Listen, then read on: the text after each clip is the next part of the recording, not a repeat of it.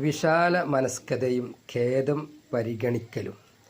ജാബിർ റളിയല്ലാഹു അൻഹുവിൽ നിന്ന് അദ്ദേഹം റസൂൽ തിരുമേനിയിൽ നിന്ന് വിശാല മനസ്കനായ അടിമക്ക് അള്ളാഹു അനുഗ്രഹം നൽകട്ടെ.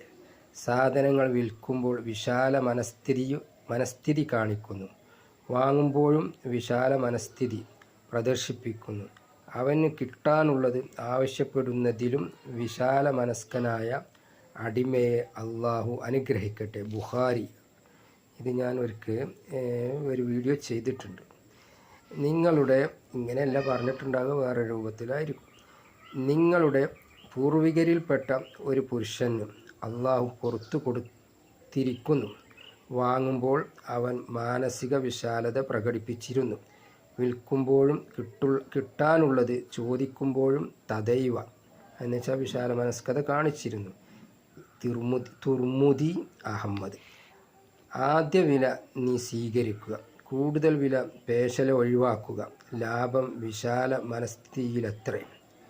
ബൈഹഖി. അബൂ ഉമർ പറഞ്ഞു, സുബൈർ ഭാഗ്യവാനായ ഒരു വ്യാപാരിയാകുന്നു. താങ്കളുടെ വ്യാപാരത്തിൽ താങ്കൾ ഇത്രക്ക് വിജയം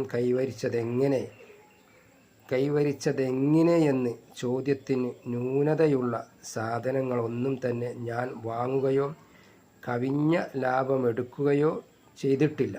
അള്ളാഹു ഉദ്ദേശിച്ചവർക്ക് അവൻ പുരോഗമനവും അഭിവൃദ്ധിയും പ്രദാനം ചെയ്യും. ഇതായിരുന്നു സുബൈറിൻ്റെ മറുപടി. അള്ളാഹു അങ്ങനെയുള്ളവരുടെ കൂട്ടത്തിൽ നമ്മളെ ഉൾപ്പെടുത്തട്ടെ.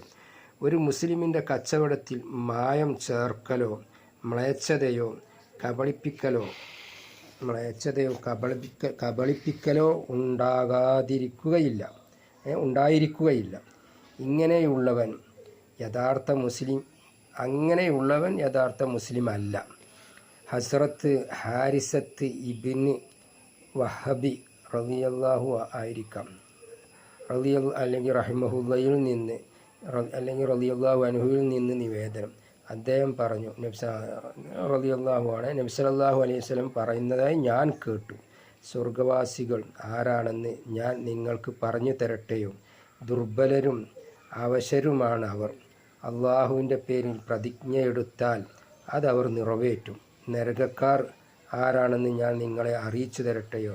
ക്രൂരമനസ്കരും അന്യായമായി സ്വത്ത് സമ്പാദിച്ചവരും അഹങ്കാരികളും മാണവർ. വെള്ള തുണിയും വെള്ള കുപ്പായും 500 നോട്ടും പെന്നും സെൻറ്റും പൂശി ഇങ്ങനെ നടന്നിട്ട് അന്യരെ പറ്റിക്കുന്ന കച്ചവടക്കാരും ഷെയർ ഹോൾഡേഴ്സും എന്താ പറയുക